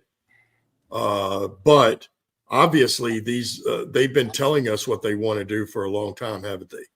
I mean, we've mentioned it many times on here. We've showed many videos, including the imams here in Texas. They're telling us what they want and what they want to do. So why wouldn't they be telling their kids the same thing? Because again, we all know your kids are your future. It's just that simple. As we mentioned recently, we're going to be in trouble in about 20 years because those kids are going to be voting stuff in that we would have never voted in and would have never believed in. But because of the way the kids are being brought up in our own country right now, we're watching that happen in real time. Yeah, well said, Randy. So that wraps up segment number 3. So we've got 2 segments left to go.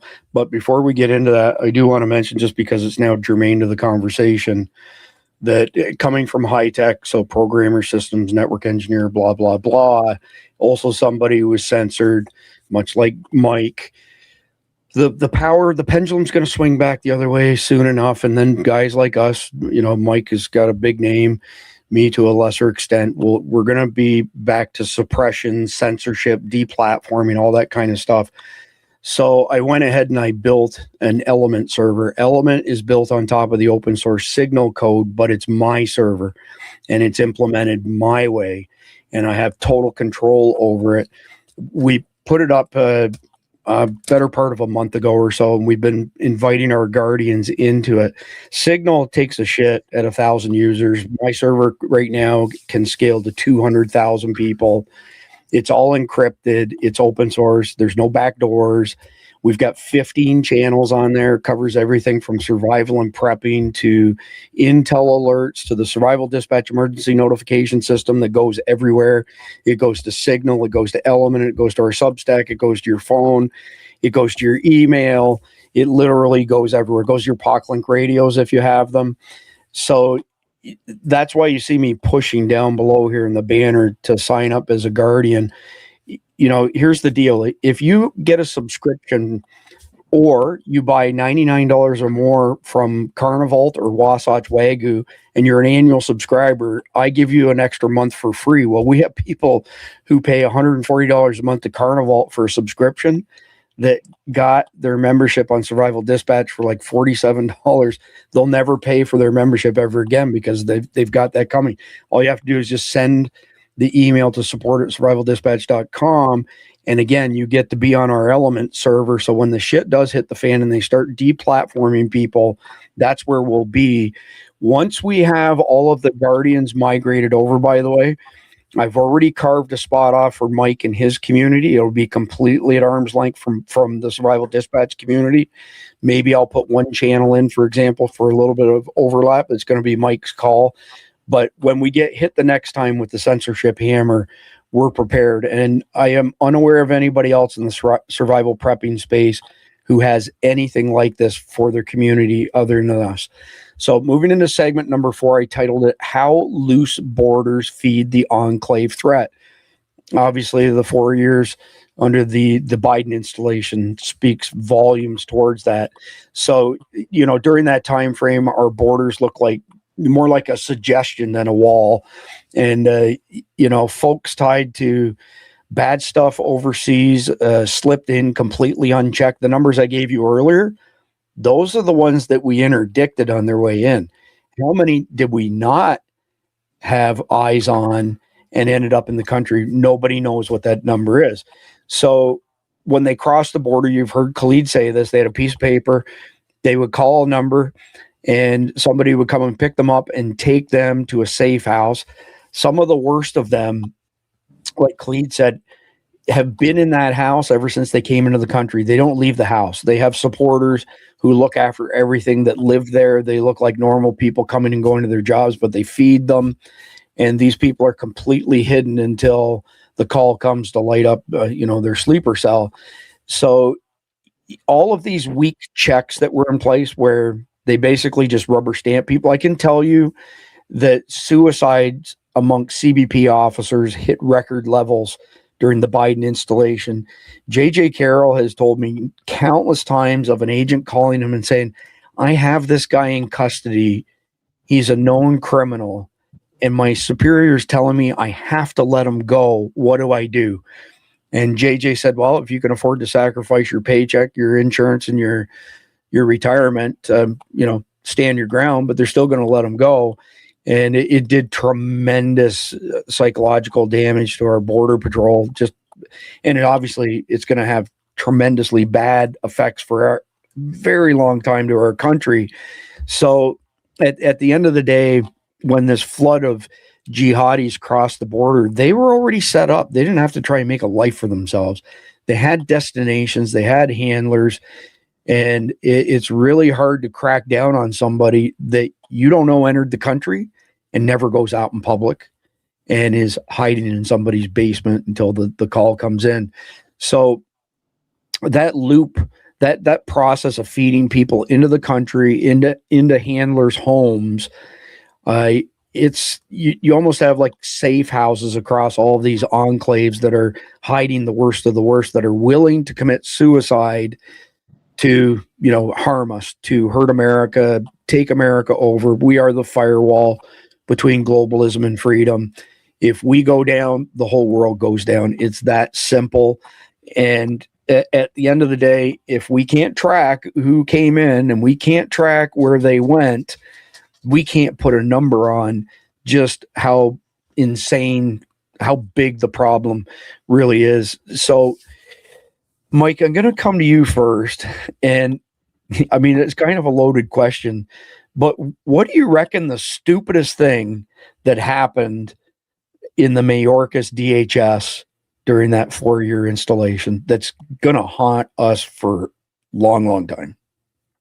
Oh, I don't have enough. I mean, there's everything from the policy shift and changes to the execution of daily tasks for Border Patrol, especially.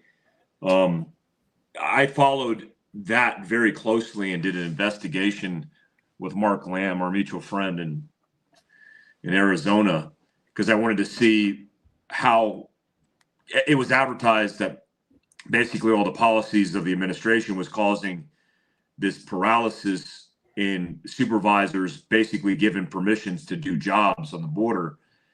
And there was a lot of frustration. So it wasn't just the administration. It was actually the leadership on the ground who said their hands were tied and weren't authorizing their officers to basically do anything.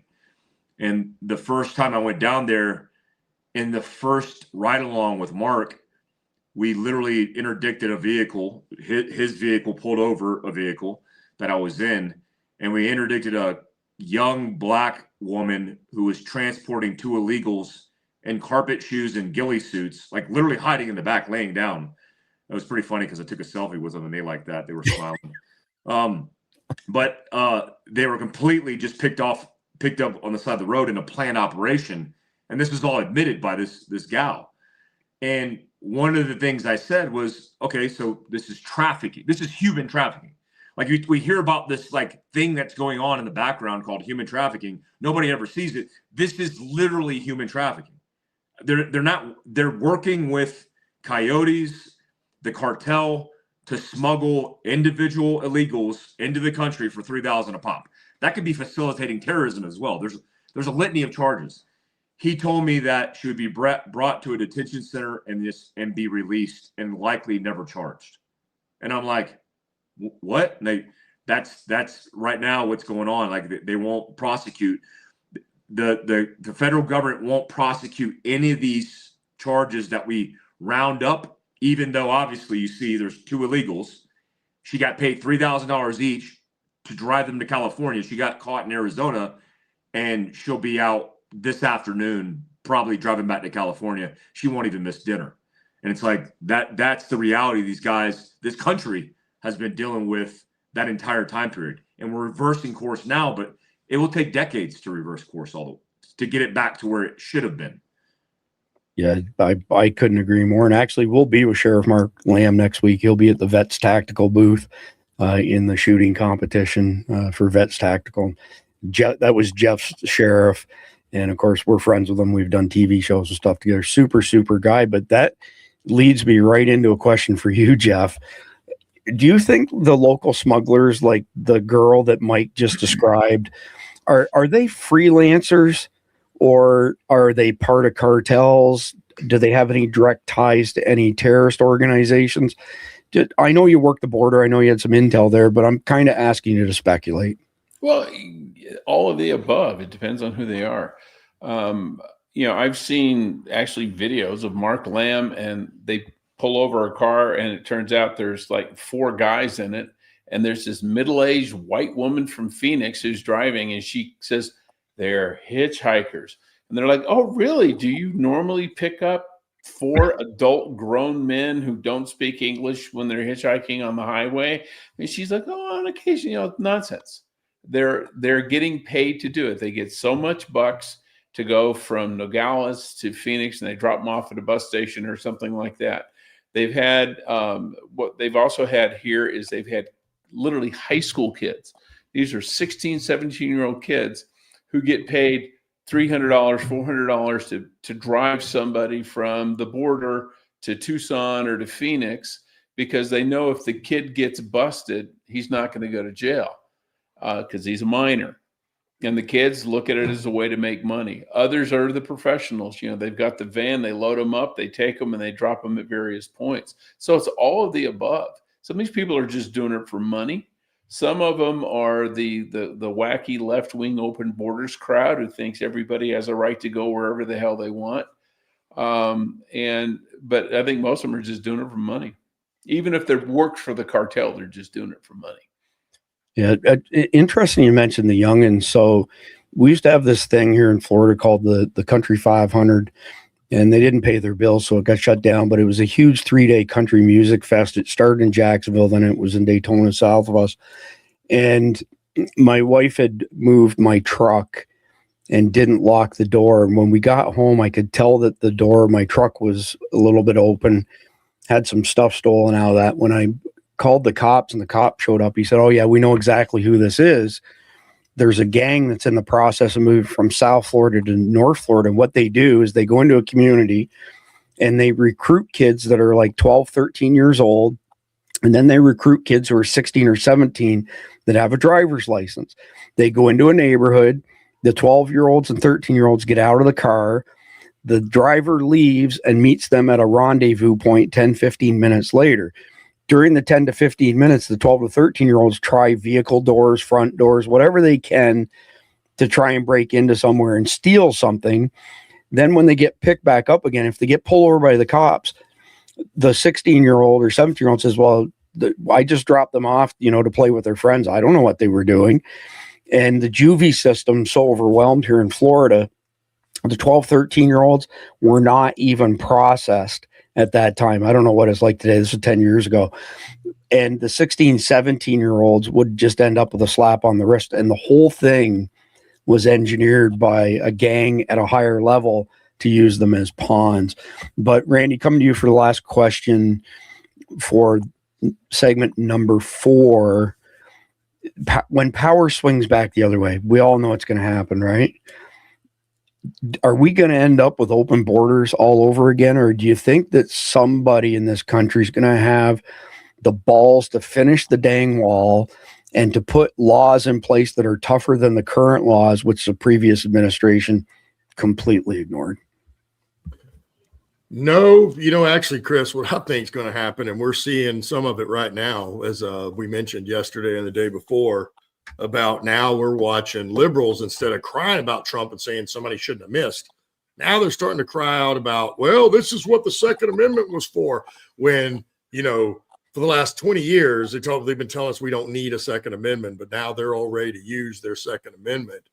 And I think at some point they're going to be stupid enough to do that, and because they don't have any sense to begin with, and somehow they still think they can magically win.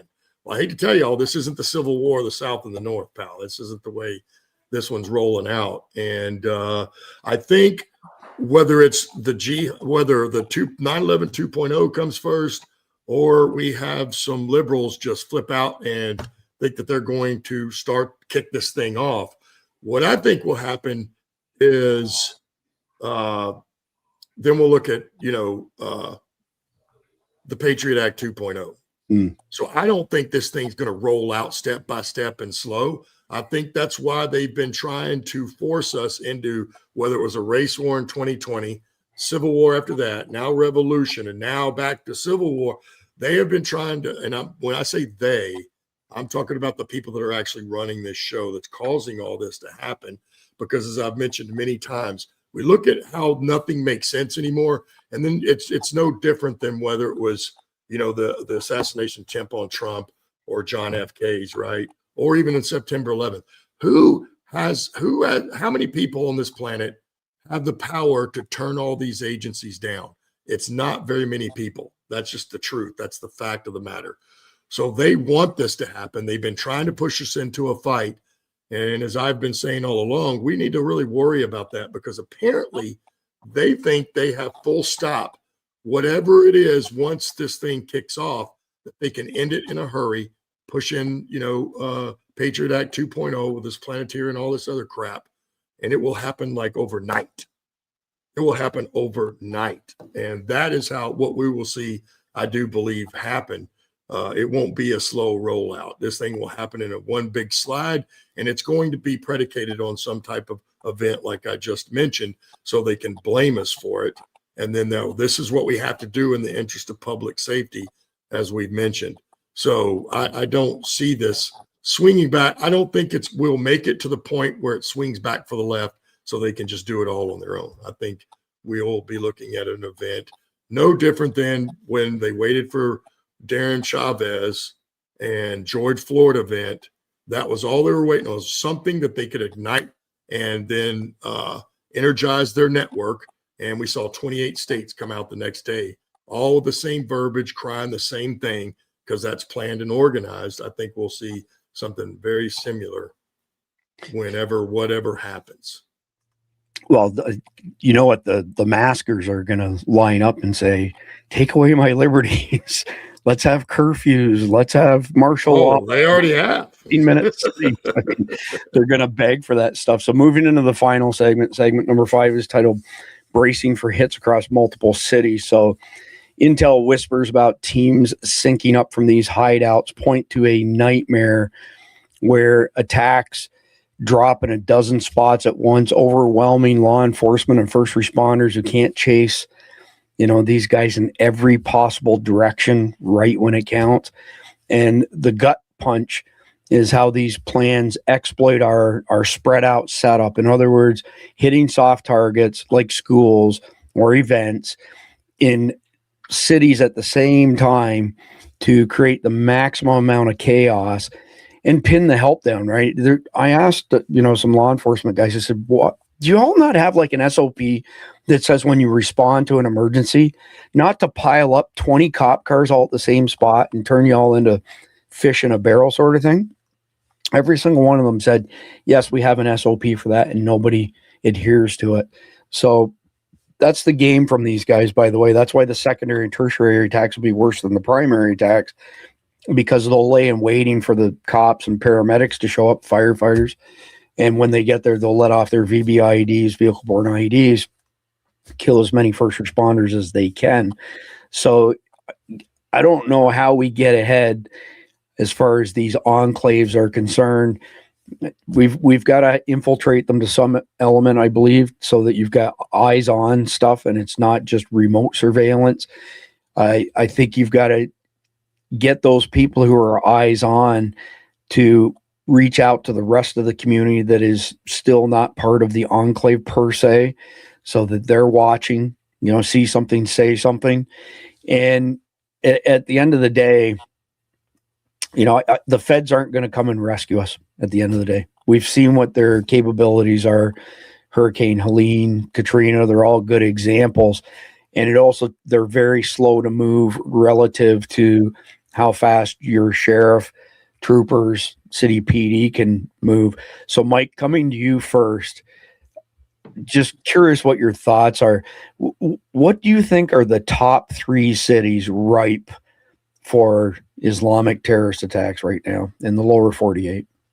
Dearborn, Michigan, Minnesota, and then wild card, pick one of like 10 cities that have been chalking this up. Cool. I mean, the Kuwaiti government or the Kuwaitis just set up a mosque in Salt Lake City, overlooking a massive church that belongs to the Church of Jesus Christ of Latter-day Saints, which is called a temple. So those are the big ones. And I think, when you look at Dearborn, when I was on active duty working with FBI HRT, I remember our HRT guy, this is in 2010 or 11 in Afghanistan. Actually, after our rotation, we had a really good rotation. After that rotation, he later messaged me and told me that he had been on a hit in Dearborn, Michigan, and one of their dogs got shot and killed by one of their jihadist terrorists that they were going after. And that was 15 years ago. So, I mean, they've moved completely, obviously, underground because they've been targeted by federal law enforcement. But those places are terrorist hotbeds that exist right now in this country, where they've probably already identified terrorist cells that exist. They just haven't rolled them up yet because they're waiting for certain triggers or decision points. So, yeah, those are the main ones. I appreciate that. Jeff, last question of the night for you. I'm curious what your thoughts are. Is there anything that everyday Americans could do to pitch in when the attacks happen, or would they become more of a liability than an asset? But if there is something that they could do, what would you suggest? Well, I think if they secure their own neighborhoods, because if they can do that and let the police know, say, look, we've got this area locked down. We're good to go. We know everybody who belongs here. We know our neighbors, and we've got this. And that gives one less place the cops have to worry about. So that way they can focus their efforts on finding the terrorists, finding the bad guys, clearing the neighborhoods that need to be cleared. If your neighborhood, if you can secure it with your own people, because you know who your neighbors are, then they don't have to. Man, that's a fantastic answer. Great answer, Jeff. Well done. Randy, coming to you next. I mean, I know it's been a minute since you were a paramedic, which was before you were a Green Beret. So I'm kind of asking you to speculate based on your prior experience as a paramedic. Are paramedic first responders prepared for this in some areas, not in other areas, or we're going to be way in over our head? How do you see the lay of the land? Well, I mean, my ambulance time was 30 years ago. So we don't even do CPR the same way, right? Now you don't even do breaths. It's just compressions, because they figure there's enough blood and the oxygen in the brain. If you pump it around, that's enough oxygen in their blood to get them going. So you don't do you don't do breaths. You just keep doing compressions. But I will tell you, back in my day, and I don't think it's changed, because you're talking about municipalities, right? And you're talking about first responder services that are not law enforcement. Law enforcement, obviously, as we all know, they have the right. It's written in. It's by law. They can carry weapons. They can use weapons and protect themselves or public property and people. So, but your firefighters and your ambulance folks, they don't have any protections like that. And in fact, I don't know what the law is today, but I know it was against the law if I thought I wanted to bring my own gun and carry one on my ambulance, right? You could not do that. And so I don't know if you can today or not. I would imagine it's probably still the same way, and it would be a no. So, I would say that if we have some veterans that have now gotten out and became first responders and they work on an ambulance or fire department, maybe, that might be an advantage for them. But I don't think, just like we've talked about here, and many people have, including some of the officers that are still in uniform have mentioned in the chat, it's none of this is being talked about in local channels by first responders of any kind. So if the law enforcement isn't looking at it, you have to realize neither are the firefighters and the ambulance folks. They're just out there trying to do their job and to help people. They're not there to be tactical. They're there after all that's over so that they can, hopefully save some lives and help some people with whatever injuries they have. They do not have any sort of designation of any kind of law enforcement or tactical movements. So no, I would say that they're woefully inadequately prepared for it. And certainly, as we mentioned, if you go into some of these blue states and cities, we know exactly what their leadership is going to do because we're watching it today in real time in many different ways. So if this attack kicks off, from the governor to the mayors to the law enforcement to everybody else are going to look the other way and pretend like they don't see what's going on. So, when you talked about the feds aren't going to come to save us, no one is coming to save you this time. No one is. Your local, in many of these municipalities, your local law enforcement probably won't be coming either. Yeah, well said. I couldn't disagree at all with you, Randy. So I would just end this by saying if we don't drop the bullshit PC crap and find creative ways to deal with these enclaves, we're screwed straight up. Like, we've got to find some creative ways inside the Constitution to deal with this shit. If it walks like a duck and it quacks like a duck, it's a duck, end of story. So, but political correctness has been our Achilles heel and they're using it against us. So with that being said, my favorite part of the podcast, Randy digs this as well. 3, 2, 1.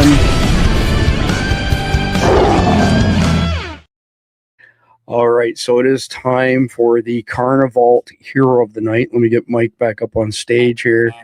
This one's pretty awesome, and I'd definitely love to hear y'all's opinions on this. But in a day and age where the word hero gets thrown around way too freely, this is what a true hero looks like.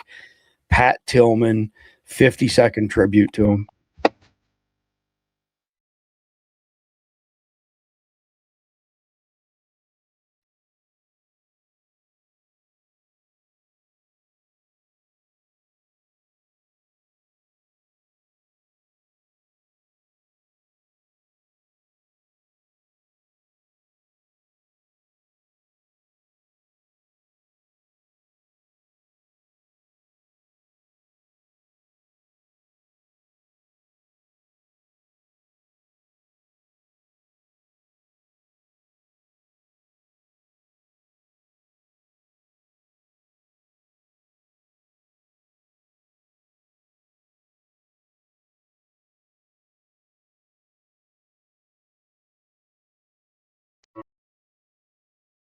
You probably can't see this in my camera. I broke out in chill bumps from that.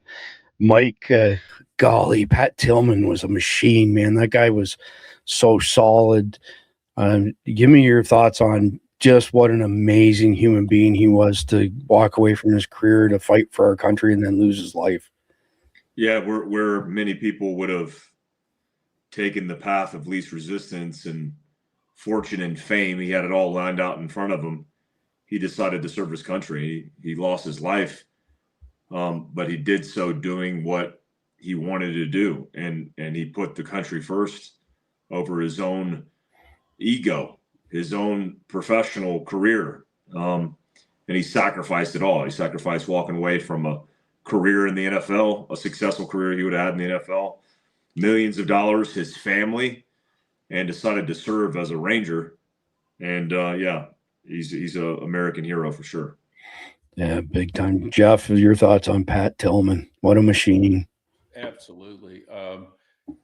People like him who have it all and then willingly give it up to serve their country.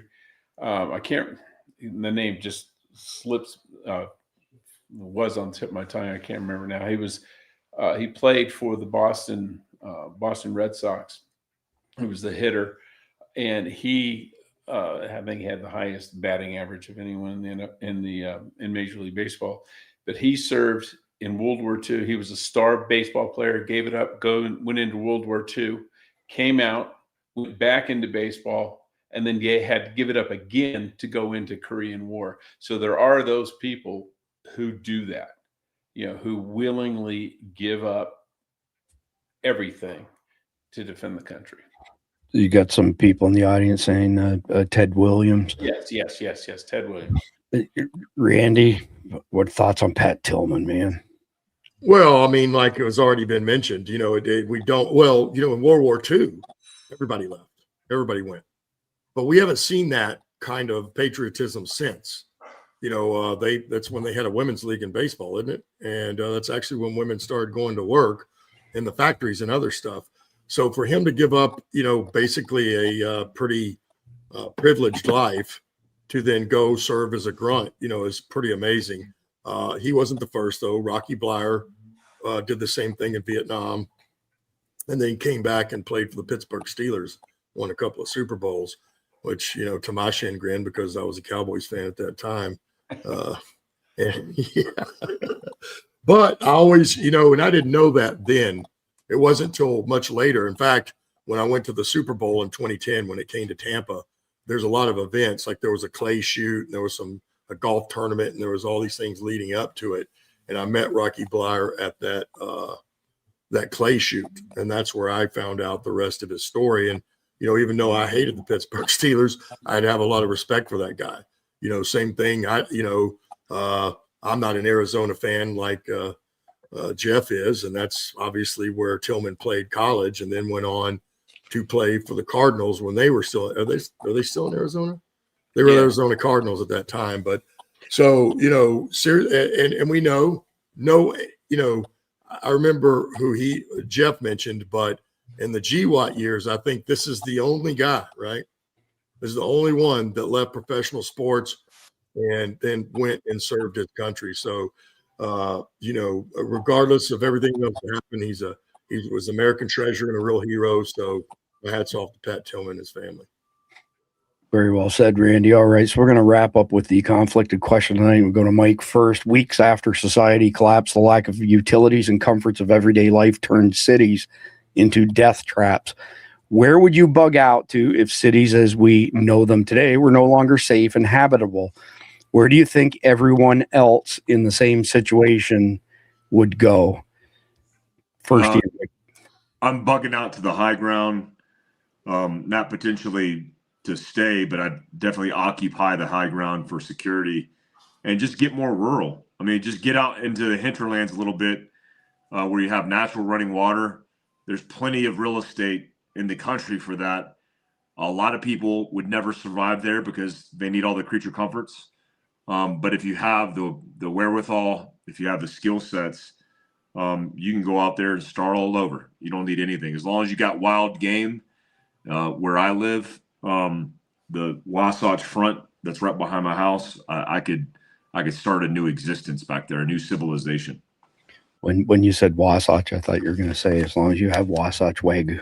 Well, there's plenty of Wagyu up in those hills. Jeff, your thoughts?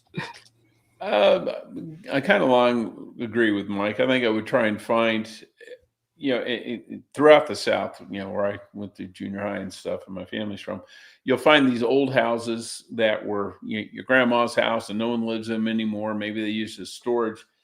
But I would find a place like that. One, nobody lives there. No one's going to be looking for you there. But a lot of those old houses had wells. They had wood burning stoves. They had fireplaces because they didn't have utilities when they were built. And if you can find, because you're not going to have utilities now, so you're going to be living like, you're going to be partying like it's 1999. You're going to be living like it's 1899.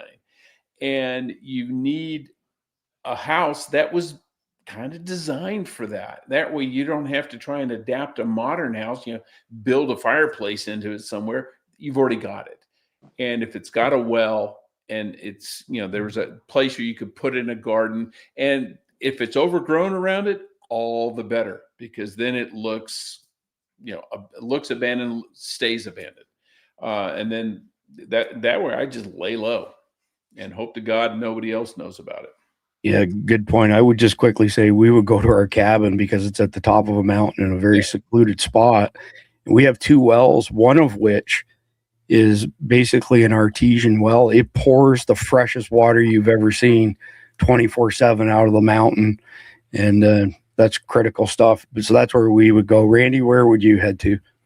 Well, I'm with those guys, what I would have said right off the bat, because a few years back when I went up and we went above 11,000 feet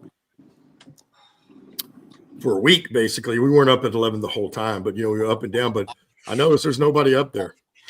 There's not a lot of people. There's not a lot of travel going up there. It's just too high, too far, too hard. And as Mike mentioned, you're going to need a little bit of skill and way to survive up there and stay out of the weather. But I would go, but to me, that just makes sense because, that would probably be they're eventually going to get to everywhere, but I think up higher up would be later on. I think Jeff's got a good idea, but it's down low on the ground, and eventually even the far out reaching places nobody's been in for a while, they will get to. And of course, they'll have plenty of drones. So my money is on going up as high as you can get and staying there till all the craziness settles itself out. Yeah, it's a good answer. Let me get Mike up here so we can wrap this up. And by the way, Manley, appreciate his fellow Texan from South Texas. I'll be in touch with you, Manley. For those of you who didn't know, he's a super generous guy, wants to spring for 5 annual memberships for people, could use a little bit of assistance. But I want to quickly thank our sponsors, WasatchWagyu.com. Greg, incoming message. My wife took my friggin' Wasatch Wagyu away from me. I need you to send another package ASAP. And I think Mike has been slacking. You don't have to refill him. He only had 3 today. He's not in the game anymore. He's out of the game. And don't put a logo on the outside of the box. Just plain box. Just a plain box. Exactly. Carnivalt.com. They got another price increase. If you get to them before the weekend, you can lock in your price on beef. Went up 49% last year. It's going up another 15%. They actually got hit with it a couple weeks ago. They've been selling off their old stock at lower price. They're not greedy. They're not into price gouging people. Code Eat Meat if you sign up for, or if you buy anything but a subscription. Both companies, if you spend more than $99, email your receipt to support at survivaldispatch.com. If you're an annual subscriber, I'll tack 30 months or 30 days on every time you send that to me. That's it. We will be back tomorrow night at the usual time, 7 p.m. Eastern. Don't forget to go to Vets Tactical next Wednesday, by the way, if you happen to be at SHOT Show. Tomorrow night is actually on Strategic Resources as leverage, by the way. But that's it. So I want to say thank you to our supporters. Thank you to our sponsors. God bless our law enforcement. God bless our military. God bless America. Enjoy the closing video. You can't go out there. You know how dangerous it is. This is not a test. This is your emergency broadcast system announcing the commencement of the purge sanctioned by the U.S. government. Every night they come for us, not by chance, by design. Law enforcement isn't to prevent crime. Law enforcement solves crime. The crime is down. Leftist policies, opening the gates, releasing the monsters back into our streets to target the innocent, to purge America from within. It's after police found the body of Dr. Julie Gard-Chanelli in the woods near a dog park in Auburn. Tonight we're following a developing story where a woman was shot and killed. It all happened in the middle of the afternoon, right along a busy street. These criminals roam free in our country to offend again and again. No one is safe. Not in our homes. Not in our parks. Not on our trains. His name's DeCarlos Brown, 35 years old, he's homeless, and he's been arrested 14 other times. They call it reform. We call it the early release. If you release a monster will kill. Radicalized judges, turning the judicial system into the purge. But one man is taking a stand. One man is fearless in the presence of evil. These godless policies end now. We're purging the purge. We cannot allow a depraved criminal element of violent repeat offenders to continue spreading destruction and death throughout our country. We have to respond with force and strength. We have to be vicious just like they are. It's the only thing they understand.